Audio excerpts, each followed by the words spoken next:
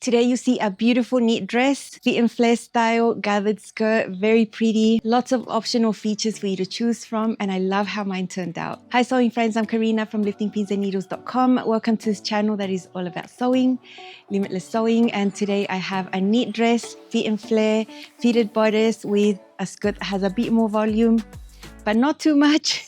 And what I'm talking about is a Dakota dress from Sinclair Patterns.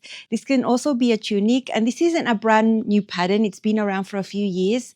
What's happened now is that it's had an update, a sizing update, so it's got a better size range now. What always drew me in from this dress was that button placket down the front. If you look at the liner, you can see it there. It is optional, of course. It's designed to be either a real placket or a fake placket, whatever you choose to do. You can always cut the front and forward and simplify it that way, although for me, that button placket is everything. It's got a rounded neckline. It can be a scoop that has two depths, one that's a little higher, one that's a little lower. I'm doing the lowest one. It's still not super low. It's finished with a binding on the inside. On the bodice, there's a cut line where you cut it a little narrower. If you want to do a sleeveless armhole, you can finish that with binding, or you can just cut the regular armhole and have a short sleeve, 3/4 sleeve, and a long sleeve. The bodice is designed to be not exactly empire cut because it's not right under the bust, but it's a little above the waistline. It turns out that because I'm a little short-waisted and all of that, it's actually at my waist. So I'm quite happy about that. If you have a larger cup size, there's an adjustment line on the front bodice, which curves down a little further, 3/4 of an inch at the center front, and then it tapers out to the same length on the side seam so it matches the back. So that's a great option if you have a larger cup size. So just know that it's not supposed to be at the waist, a little bit above that, but that's so variable because we have so many differences in our length proportions here. And even though I'm quite tall, my length this way is quite standard or even less than standard sometimes. And that's why for me, this dress hits at the waist and not above the waist.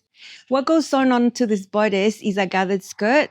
It's quite a large piece of fabric. It'll take a full length of your fabric, and it's gathered onto the waistline. It's not excessive amounts of gathers, and this skirt is curved. So it's longer in the center front, shorter at the sides, and you can make it either a tunic length or a dress length. That's up to you. Because the Dakota dress is a brand new pattern at Sinclair, it's going to have a discount for the first couple of days. I think it's a great discount. The date I have is the 23rd of February. That's when the sale runs up to. But knowing Sinclair, I think it's going to be a bit more than that. So just make sure you check.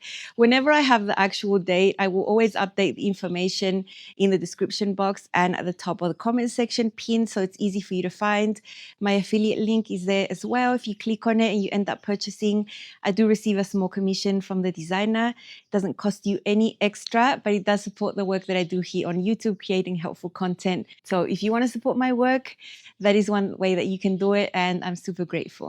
You need light to medium weight knit fabric here. You need your fabric to stretch horizontally from selvage to selvage at least 50%.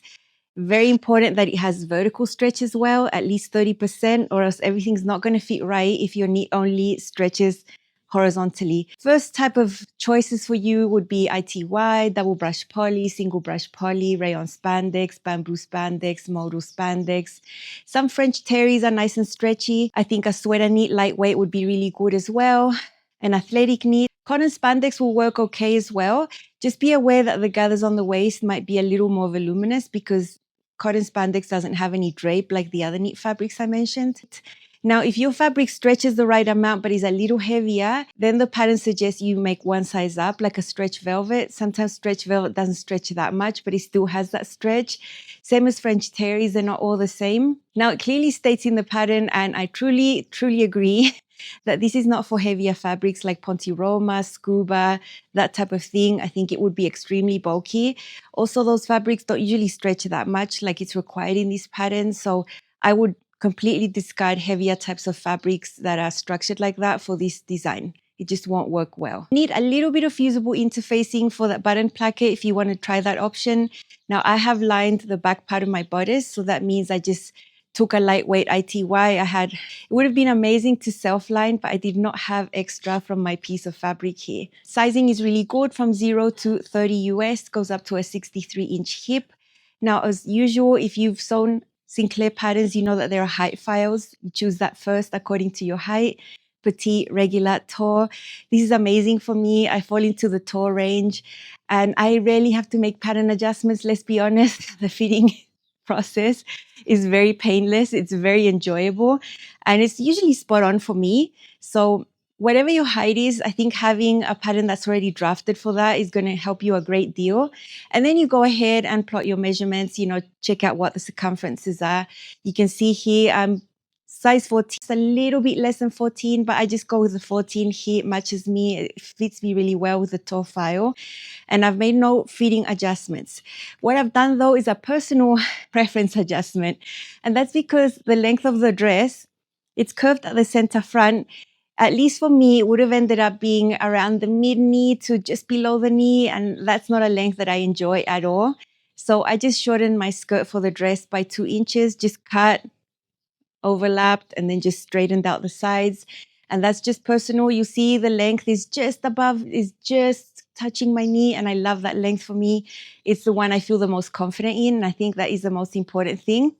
So the tunic is going to cover your bottom for sure. It's going to be around the mid-thigh. And then the dress would have been below the knee. So these are things that you can always play with. If you want your tunic to be a top instead and not be that long, just make that portion of the pattern piece shorter and you'll get what you want. And I think that's really important when we sew because there's so many things that we can control without really affecting the pattern or the fit or the general look. You know, a little bit shorter, a little bit longer. That's something that's totally up to you. Check out my Dakota dress over here. Now, the reason you see black here is because the back is lined. You see that when I turn it the other way around. I decided to just sew my buttons right through. This is fitted. It's still stretchy. I can pull it on over my head.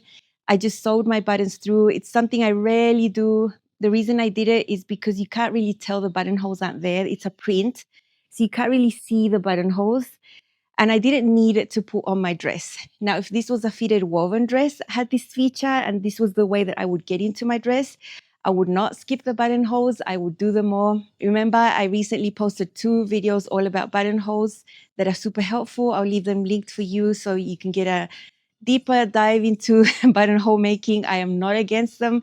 I am not the person that will be saying it's hard to do them, you know, avoid them. I'm not that person. But I also recognize that I know when they're needed and when they're not. And I didn't think they were needed this time. Because it is a fitted bodice and there's negative V's around the bust, I wanted my buttons really close together here. So they're about 1 3/4 inch apart. I have 6 buttons. And I found these metal buttons that match some of the tones in the print. I wanted them to stand out so that you could see them. So I love how that turned out. I did the binding here on the neckline, but for the armholes, I sewed the same binding piece, but I sewed it as an armband instead, just to make this a little wider and a little higher right here, just for a bit more cover under here, which always makes me feel so much more comfortable. There is my gathered dress. Curved hem. I took my time to hand base that curve properly so that it would end up with twists and puckers down there, which is super common to see in curved hems, both in wovens and knits. I think it's important to take your time there. This is how it looks like on the inside. There is a button placket there. The armbands, as you can see, just sewn on right sides together. The back lined, which encloses the shoulder seams there and encloses the side seams over there. I recently posted a video all about lining knit bodices 4 ways. This method was included there. And there is a skirt sewn on directly on the serger. The pattern does use a 1/4 inch seam allowance, so I have used the serger for most of it here on the skirt. That's how that looks. I think it looks really cute. I've styled it 2 ways for you. Because a dress is an outfit on its own. You can't really style it that many ways.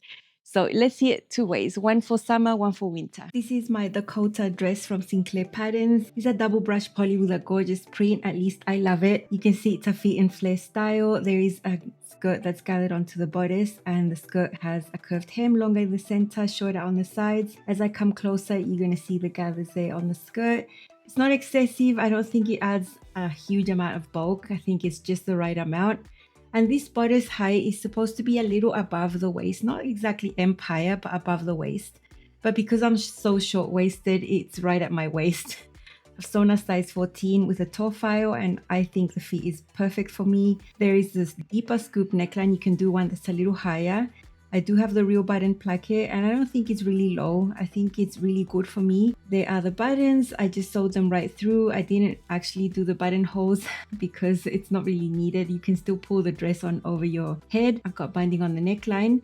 But for the armholes, just to have a little more coverage, instead of sewing it like the binding, I've just sewn it like armbands.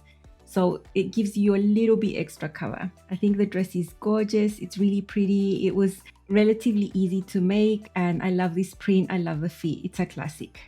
You just saw me wearing it on its own. It's sleeveless, but for my weather, sleeveless is fine. I can wear a little cardigan like this one. This is a Rosie, also from Sinclair Patterns, and my lovely boots. And I can have a sort of autumn winter outfit as well. The dress is going to serve me really well because it never gets really cold here. So I love that I can use this full on summer and also full on winter. It's going to be amazing for me. The CUTIE is quite streamlined. It's not really bulky, and neither is the skirt. I don't think the gathers of the skirt really affect the look of the cardigan. So I'm glad that these two can pair together. Such a lovely dress. I recommend. It's so cute.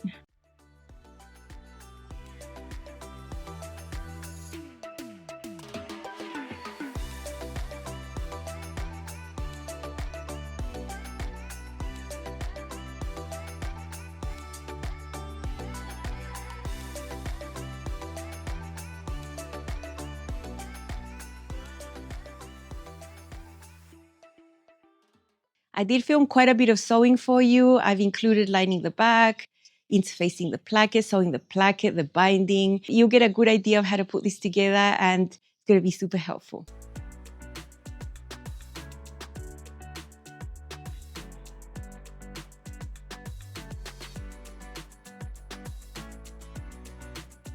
Here are the pattern pieces for the bodice. I do have an extra back piece because I'm going to make the back of this bodice lined, only the back. That's why I have this extra piece of ITY knit here. That is the back, it's cut on the fold, and this is just a replica, nothing different. And here is the front. I'm sewing the front option with the button placket. That's why you have this piece that's interfaced right there. Otherwise, there is a line on the pattern piece where you can fold away the extra for the placket and just cut your front on the fold. This is the binding for the scoop neckline over here, and these are two pieces of binding for the sleeveless armholes right there. I want to show you something I've done differently here. I decided to interface the whole placket area over here, which is 3 centimeters in metric, that's 2 1/4 inches. On the pattern piece, you're just supposed to interface this little section here.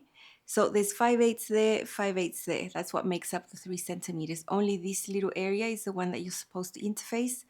But I find that tricky. I find that hard to achieve and not get the fabric to shrink. With that method, I can't block fuse. So I just decided to interface the whole thing. I interfaced this almost along the selvage first. Once I had that interface, then I cut my pattern piece so that this length stays the same. So that's the only difference I have with my version. This in the end is going to be folded once and then folded twice. And that's how we're going to get a nice structured placket that doesn't stretch out because we have interfacing there. I'm going to show you how I'm going to line the back piece, and this is going to work in the exact same way whether your bodice on the front is open like this one or whether it's just cut on the fold. It's the same thing. So we're going to enclose the shoulders first. We're going to start by placing our main back here, right sides up. Then we're going to get our front pieces and align them at the shoulders, right sides together. Remember, there's no difference if there's a placket or if your front bodice is on the fold, so ignore the placket over here. So those shoulders are right sides together. Now we're going to take our back lining piece, which is the second layer, and mine is black. It's the same on both sides, but if yours had any difference, you would put the right side of the lining fabric against the wrong side of the front bodice over here. And this is how we're going to align at the shoulders.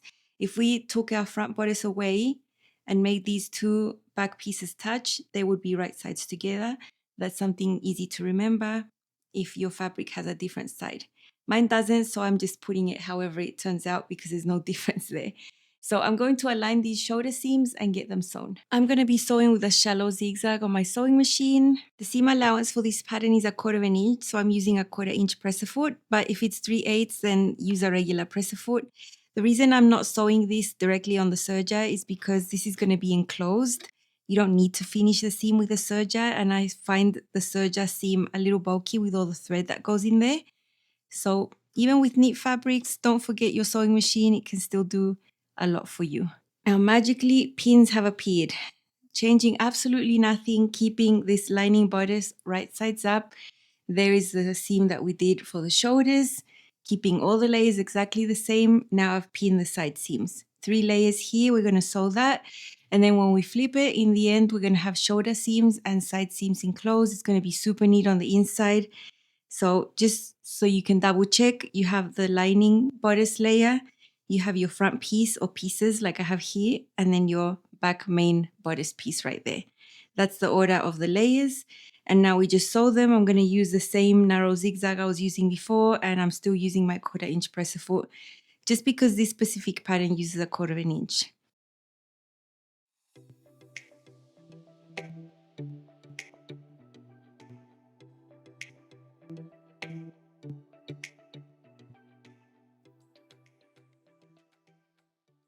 Might seem like this does not make sense at all, but it's going to make total sense now when we flip it, and it's going to be amazing.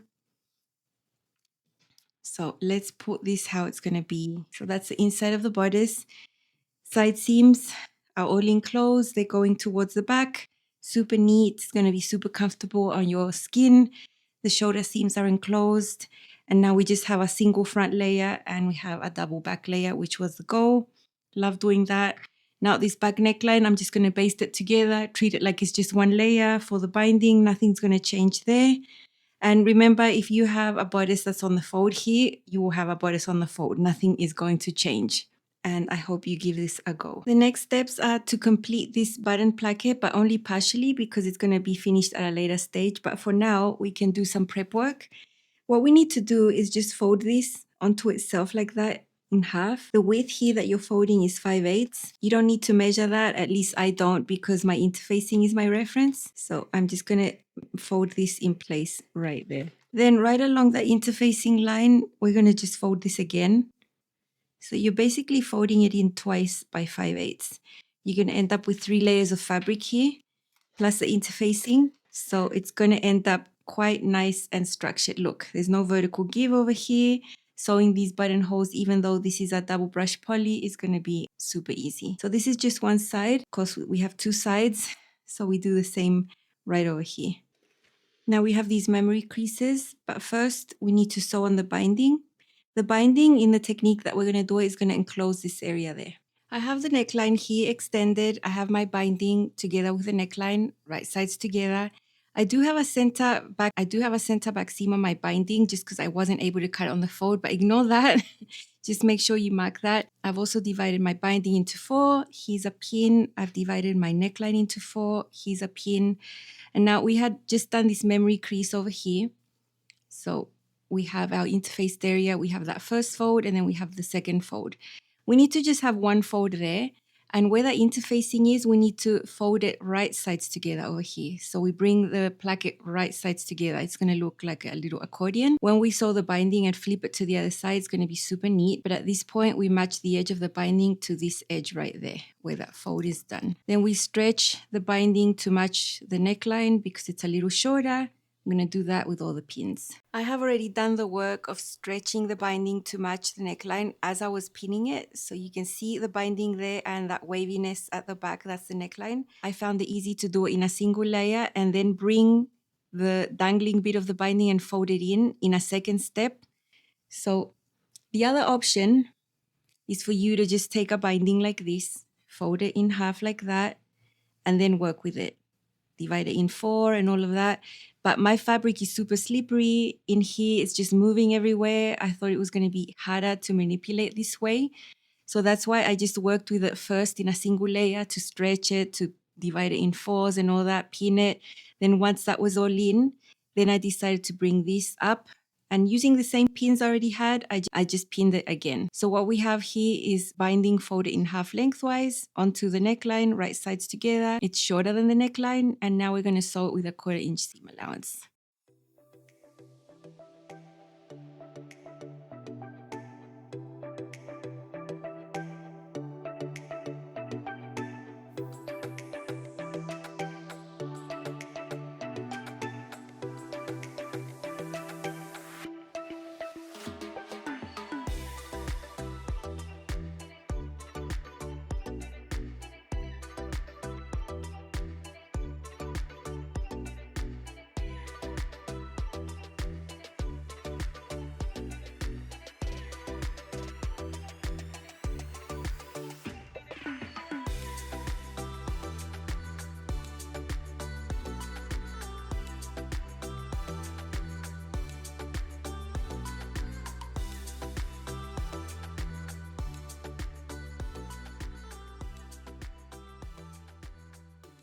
I've done all the snips through all the layers, and now this binding needs to come to the inside like this.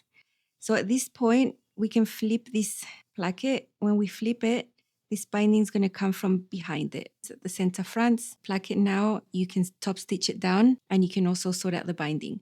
The binding has already got that fold because we sewed it onto the neckline already folded lengthwise, so it's a finished edge.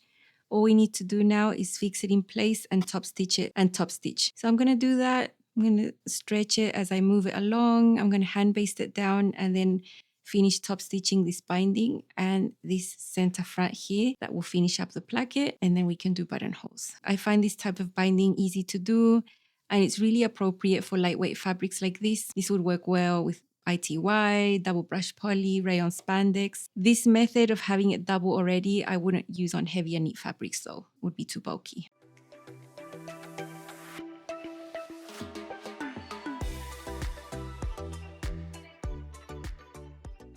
I'm top stitching the plackets down first. Now the fold and the width of the placket is 5/8. So to sew this down, I'm using 1/2 inch seam allowance so that I am catching everything on the inside. I am using a narrow zigzag for this. After sewing the plackets, both sides, then I'll go ahead and sew the binding, which is curved. I don't want to do it all in one go.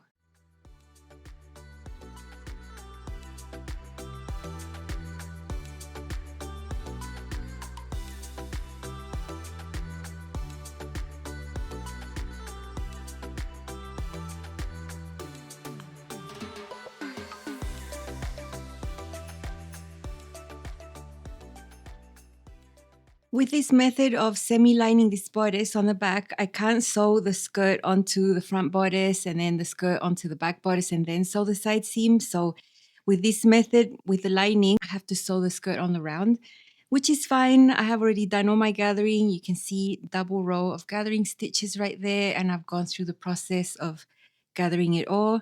Now I'm just going to sew it together. Now at this stage, you see pins here for my button placket. I have not sewn buttonholes or buttons yet because until I try it on and see where I need that buttonhole to be for my bust height, I'm not confident in just adding them in random places right there. So I can't really try it on. Even if I tried the bodice on its own, it wouldn't have the weight of the skirt properly. So the waist seam would not land where it's actually going to land. So that's why I'm leaving buttonholes to the very end. What I've done here though is overlap the placket and just baste it together, and then I can sew this on the round. Serging a little bit here, trying not to trim away because that's just 1/4 inch for the seam allowance.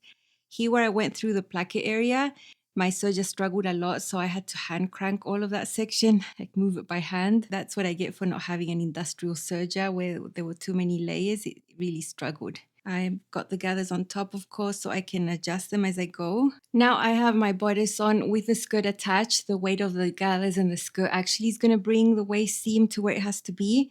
It's actually at my waist right there. When I tried the bodice on by itself, it looked like it was going to be super short, but don't be tricked by knit bodices like that. The most accurate way to really know what's going on is to have the skirt on. There is my bust height. I need a button right there, and I'm going to put a pin. I need to have a buttonhole there. Now I'm actually considering not doing buttonholes and just sewing the buttons right through. Reasons for that is because this stretches, I can pull it on over my head without needing to undo the buttonholes. They're more for decoration and for the style of the dress, I think. So if I sew a button right through there and now another one here, another one there, I'll be okay. So I'm very tempted to do that. I love the look of the placket. I love that it's real, all of that. But maybe the buttonholes don't need to be there. I think it turned out super cute. One version I would have loved to make if I had extra time is a winter version in a lightweight sweater knit. Then I would have just done this on the fold. I would have done the higher neckline because there's a higher cut line that you can do. And I would have added the long sleeves and I would have done a top, but I would have made the peplum shorter. So that's what I would have done if I'd had extra time, which is a rare commodity right now. And yeah, this is how mine turned out. I'm very happy. I think this would suit a lot of people. It's really easy to do. The gathers here, they don't add bulk, and I think the positioning at the waist or slightly below the waist means they're just going to skim over the midsection. So I think they're placed really well. And it's just such a cute dress, well-fitting, lots of options. Height files really work. I recommend. I think you would be happy. That's all from me. I hope you enjoyed this episode. I really enjoyed sewing this one. I hope you have a lot of fun with your sewing. I'll see you soon back on this channel with even more of that. Bye.